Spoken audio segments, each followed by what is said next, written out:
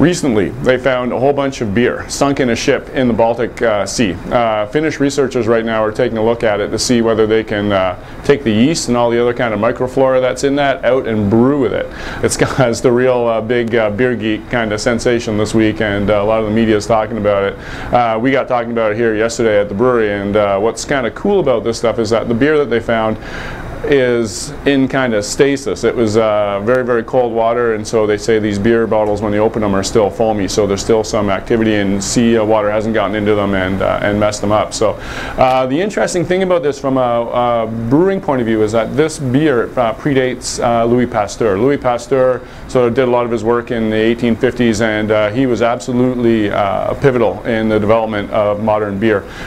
He actually determined that not only do you need microbes in your beer to brew and make good tasting beer, but to make great tasting beer you needed only one type of microbe. You needed yeast, and you needed to make sure that you didn't have a lot of the bacteria that was in there that he recognized.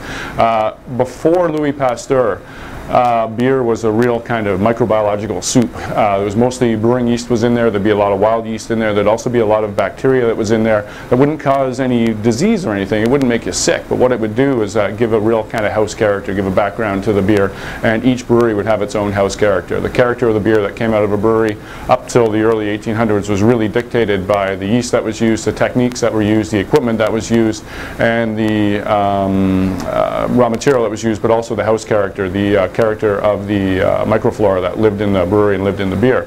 Pasteur, what he did was he showed brewers that you had to get rid of your bacteria, you only use your yeast, and from the mid-1800s, late 1800s, this house character, this oldie worldy kind of old-time flavors in beer really disappeared. So what's really exciting about this stuff is that this beer that they found in the Baltic is really kind of a snapshot of beer from that era, and people are pretty pumped about it. We make a couple beers here at Mill Street that are old, ancient styles of beer. We make a Rogan beer here, which is a German style rye beer that we brew down at our brew pub. We also make a Belgian style Frambozen, which is a raspberry flavored beer, which is a style of beer that predates the use of hops. So from our point of view, this is super cool. We're really interested to see what comes out with it, and we're going to keep making a lot of ancient styles of beer here. So keep drinking. We'll keep brewing them.